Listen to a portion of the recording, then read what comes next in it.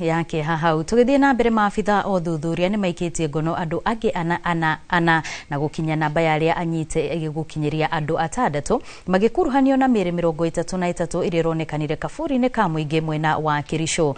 Kuringana na minister wa ugitiri Kipchumba Murkomen, thirikari ni ihotorete gutigirira ati ni thuthuria kiria kirathire na mbere na mundu wothe ukuonekana na mahitia ni agutacukirio makinya marumu ma kiwatho. Uthuthuria wa mĩĩrĩ wonanitie ati mĩĩrĩ imwe gatagati ka mĩĩrĩ ya ciana irari na nguraro cia mutwe undu uria utumite ciuria cia niki kirarire ciana ici kwiyumiria. I must say here that what happened is not acceptable.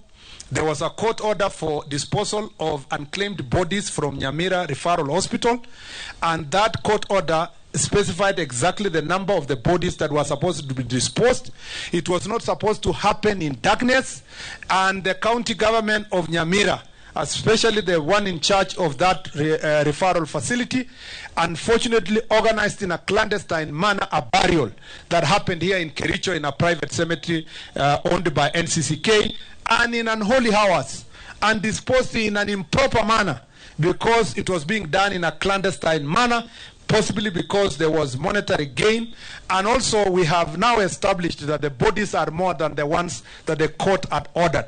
The people who are responsible, some of whom have already been arrested, will face the full force of the law, and about 6 people have been arrested so far, and investigations are ongoing. Once investigations are complete, I will make an official statement on this issue. And it's important for every Kenyan to know that disposal of bodies, or when someone has passed on, there is a procedure, there is a license, there is information that you might get, and you must get the support of the security team of the place where you are undertaking this burial.